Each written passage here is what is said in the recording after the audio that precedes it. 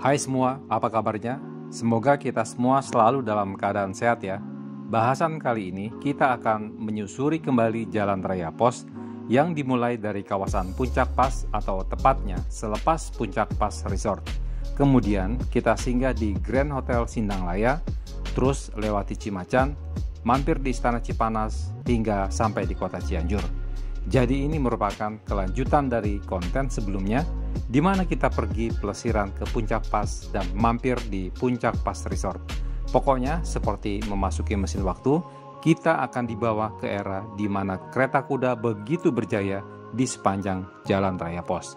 Jadi kita bisa membayangkan suasana Jalan Raya Pos yang kadang saya singkat menjadi JRP pada masa itu. Yuk, ikuti terus saja channel ini. Berdasarkan dokumentasi, sejak tahun 1863-1866, diketahui bahwa di kawasan Cimacan Cipanas sudah hadir jembatan yang berkanopi. Tetapi ada dokumentasi lain sebelumnya tentang jembatan ini yang masih belum dilengkapi kanopi. Tentu saja, fungsi jembatan kayu tersebut antara lain adalah sebagai rest area bagi kereta kuda yang melalui jembatan itu. Hal tersebut mudah ditebak karena jembatan tersebut dilengkapi oleh kanopi sehingga cukup ideal untuk berteduh pada saat siang hari yang terik serta berlindung saat hujan turun. Kereta pos bisa rehat dulu sejenak untuk memulihkan tenaga. Fungsi lainnya adalah bahwa sungai kecil di bawah jembatan tersebut biasanya menjadi batas dua buah kampung yang berbeda. Jembatan tersebut sering dipakai untuk rendezvous dari penduduk kedua kampung itu atau hanya memandang-mandang dari jembatan, sekedar menghabiskan waktu di sore hari sebelum malam menjelang. Pada dokumentasi tahun 1890-an, ternyata jembatan berkanopi tersebut sudah digantikan oleh suatu gorong-gorong raksasa. Saya sertakan juga ya dokumentasi tentang gorong-gorong tersebut yang sudah diperbesar. Dibanding jembatan kayu, gorong-gorong raksasa ini pastilah jauh lebih kuat saat menanggung beban dari atas. Dokumentasi tentang kawasan jembatan berkanopi ini cukup banyak tersedia. Jadi kita bisa tahu perubahan apa saja yang terjadi dalam kurun waktu sekitar 70 tahun. Itu adalah waktu yang cukup lama.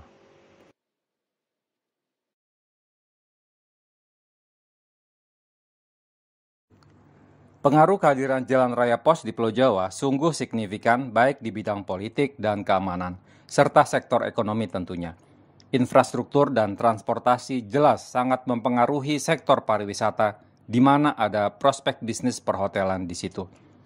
Di Bumi Parayangan sendiri, bisnis hotel sudah muncul di abad ke-19 dan awal abad 20 seperti di kota Buitengzorg, Bandung, Sukabumi, Garut, dan lain-lain.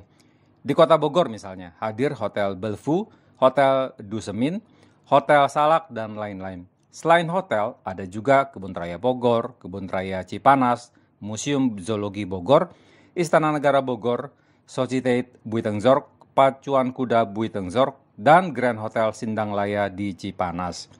Untuk mencapai lokasi wisata, maka JRP jelas memudahkan penduduk kota Batavia dan Buitengzorg atau Cianjur, bahkan kota Bandung, untuk pergi bersenang-senang ke GHS di Cipanas. Sebelum ada kendaraan, maka kereta kuda adalah pilihan satu-satunya yang paling mungkin. Kondisinya adalah sebelum hadirnya transportasi darat lain seperti kereta dan mobil. Setelah ada kereta, maka para turis lokal dari Batavia bisa naik kereta terlebih dahulu hingga ke stasiun Buitengzorg. Kemudian dari situ dilanjutkan naik kereta kuda ke Sindang Laya atau Cipanas. Tentunya itu akan lebih cepat daripada naik kereta kuda secara non-stop. Perhatikan, ada suatu gorong-gorong untuk mengalirkan air sungai. Tetapi pada tahun 1880, gorong-gorong tersebut masih belum lagi eksis ya. Mimin sendiri tidak punya data kapan berdirinya bangunan GHS ini. Namun dokumentasi tertua yang bisa ditemukan di dunia maya adalah tahun 1880. Itu artinya GHS hadir sebelum tahun 1880. Perhatikan bentuk bangunan utama atau main building dari Grand Hotel Cipanas. Di sinilah bagian resepsionis hotel berada.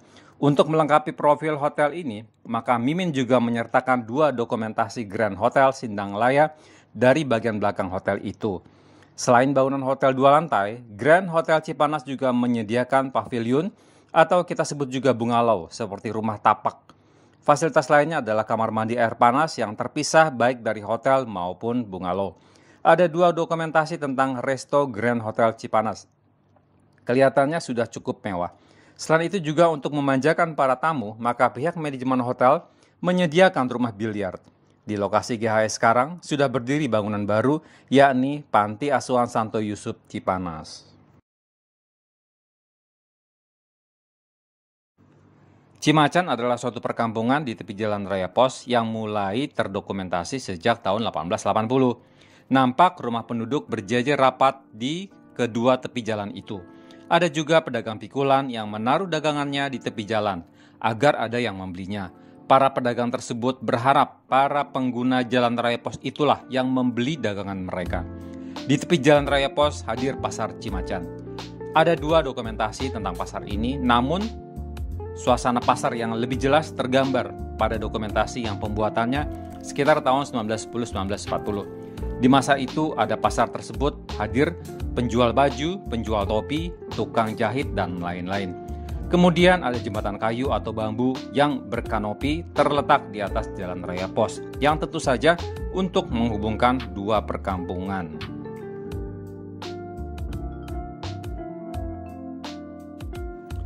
Istana Cipanas adalah salah satu istana presiden yang terletak di kaki Gunung Gede, Jawa Barat. Tepatnya lebih kurang 103 km lokasinya dari Batavia ke arah Bandung melalui kawasan Puncak. Istana ini terletak di Kecamatan Cipanas, Kabupaten Cianjur. Luas areal kompleks istana ini lebih kurang 26 hektar, tetapi sampai saat ini hanya 7.760 meter persegi saja yang digunakan untuk bangunan. Selebihnya dipenuhi oleh tanaman dan kebun tanaman hias yang asri, kebun sayur, dan tanaman lain yang ditata seperti hutan kecil. Sebenarnya bangunan induk istana ini pada awalnya merupakan milik pribadi, yakni seorang tuan tanah Belanda yang dibangun pada tahun 1740. Sejak masa pemerintahan Gubernur Jenderal Gustav Willem Baron van Imhoff, bangunan ini dijadikan sebagai tempat peristirahatan Gubernur Jenderal Hindia Belanda. Jadi clear ya, sebelum bangunan JRP, ternyata jalan dari Batavia ke Cipanas sudah ada loh sejak abad ke-18. Ada sebuah peristiwa penting yang pernah terjadi di istana ini setelah kemerdekaan, yaitu berlangsungnya sidang kabinet yang dipimpin oleh Presiden Soekarno, yaitu pada tanggal 13 Desember 1965 yang menetapkan perubahan nilai uang dari Rp1.000 menjadi Rp1. Sedangkan pada masa pendudukan Jepang di Indonesia, gedung ini hanya digunakan sebagai tempat persinggahan pembesar-pembesar Jepang saja dalam perjalanan mereka dari Batavia ke Bandung maupun sebaliknya. Terakhir, bangunan ini ditetapkan sebagai istana ke presiden dan digunakan sebagai tempat peristirahatan bagi presiden atau wakil presiden beserta keluarga setelah kemerdekaan, seperti halnya Camp David di negara Amerika Serikat. Sejak didirikannya pada masa pemerintahan Belanda, Istana Kepresiden Cipanas difungsikan sebagai tempat peristirahatan dan persinggahan. Alamnya yang amat indah menjadi daya tarik tersendiri bagi para pengunjungnya. Pada masa pemerintahan Van Imhoff, tempat persinggahan ini sempat beralih fungsi karena sumber air panas yang mengandung belerang dan udara pegunungan yang sejuk dan bersih. Oleh karena itu, tempat ini pernah dijadikan gedung pengobatan bagi anggota militer company yang perlu mendapat perawatan. Komisaris Jenderal Leonard Peter Joseph Dubus tercatat sebagai jenderal yang sangat senang mandi di air belerang. Demikian pula halnya dengan Karel Sirardus, Willem Graaf van Hogendorp, yaitu sekretarisnya. Selain itu, Herman Willem Daendels dan Thomas Stanford Raffles pada masa dinasnya menempatkan beberapa ratus orang di tempat tersebut. Sebagian besar bekerja di kebun apel dan kebun bunga serta di penggilingan padi, di samping pekerja yang mengurusi sapi, domba, serta kuda. Sebelum Jalan Raya Puncak dibangun, perjalanan menuju Cipanas dari Batavia akan memakan waktu hingga 8 hari. Namun, setelah pembangunan jalan ini selesai, perjalanan tersebut bisa dilalui hanya dalam waktu kurang dari 1 hari saja. Namun begitu adalah Walter Kinloch yang mencatat bahwa jalan di Cisarua saat itu masih sangat terjal, sehingga mereka akan membutuhkan bantuan beberapa ekor kerbau untuk menarik kereta kuda. Yang menarik adalah pembangunan Jalan Raya Pos sepanjang hampir 1.000 km ini hanya memakan waktu selama 1 tahun saja, yang dimulai pada bulan Mei 1808 dan berakhir pada September 1809.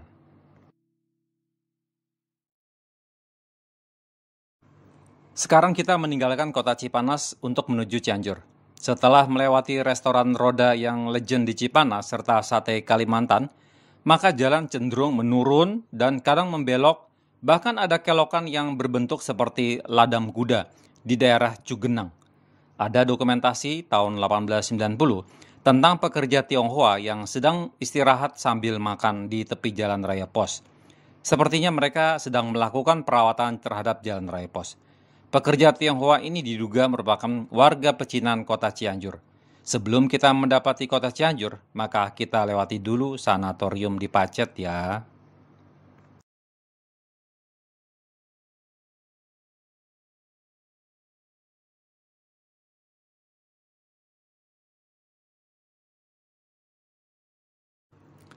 Akhirnya, sampailah kita di kota Cianjur. Untuk memasuki kota ini, maka kita harus melewati persimpangan Shanghai. Di Jalan Muhammad Ali yang bersimpangan dengan Jalan Mangunsarkoro, terdapat titik yang paling terkenal dan lekat dengan sejarah pendudukan warga Cina di Cianjur. Pada masa lalu, jalan ini disebut Jalan Shanghai. Namun kini, jalan tersebut telah berganti nama. Sebutan Jalan Shanghai hingga kini masih tetap dikenal oleh warga Cianjur untuk lokasi ini. Perhatikan arsitektur khas yang banyak ditemukan di kota ini, yaitu puncak atap rumah yang berbentuk pelana dengan ornamen khas Cina. Bangunan dengan arsitektur semacam ini terutama masih dapat dilihat di Jalan Cokroaminoto, Jalan Siti Jenab, Jalan Suroso, Jalan Barisan Banteng, Jalan Taifur Yusuf, Jalan Sinar, dan beberapa ruas jalan lainnya di Cianjur Kota. Arsitektur serupa juga ditemukan di sekitar Pasar Warung Kondang. Di sepanjang Jalan Mangunsarkoro atau Jalan Raya Cianjur, banyak rumah toko yang dimiliki oleh warga Cianjur keturunan Cina. Ruko-ruko di jalan ini ada yang arsitekturnya tetap dipertahankan. Namun tidak sedikit pula yang telah mengalami perombakan total. Selain ruko, terdapat juga dua vihara yang menjadi pusat peribadatan warga Cina hingga sekarang. Salah satu vihara yang telah menjadi cagar budaya adalah Vihara Bumi Parsija yang dibangun pada tahun 1880. Kehadiran orang-orang Cina di Cianjur sendiri dimulai sekitar awal abad ke-19 dan hal ini ditandai dengan didirikannya suatu kampung Cina di Cianjur berdasarkan Besluit tanggal 9 Juni 1810. Pada saat itu, Kabupaten Cianjur dipimpin oleh Raden Noh atau Raden Wiranegara yang lebih kenal dengan gelar Raden Adipati Wiratanu Datar VI. Dengan didirikannya kampung Cina pada waktu itu, diharapkan dapat mengoptimalkan penggunaan tanah-tanah kosong yang ada, yaitu menanaminya dengan tanaman seperti tembakau, indigo, atau kapas. Pendirian kampung Cina di Cianjur waktunya juga bersamaan dengan pendirian kampung Cina di kabupaten-kabupaten lain yang ada di wilayah Priangan seperti Bandung, Parakan Muncang, Sumedang, Sukapura, Limbangan, dan Galuh. Salah satu pertimbangan penting yang dijadikan dasar pendirian kampung Cina adalah keberhasilan orang-orang Cina dalam meningkatkan kesejahteraan dan perdagangan di daerah Kedu dan daerah Forston London lainnya. Demikianlah bahasan kita kali ini tentang susur Jalan Raya Pos, mulai dari Puncak Pas hingga ke kota Cianjur. Jika ada informasi lain atau ada data baru, monggo jangan sungkan. Infokan saja di kolom komentar untuk memperkaya pengetahuan kita. Berharap semoga ini semua bermanfaat bagi kita. Terima kasih sudah menonton hingga akhir. God bless you bro and sis. Please like, share, and subscribe.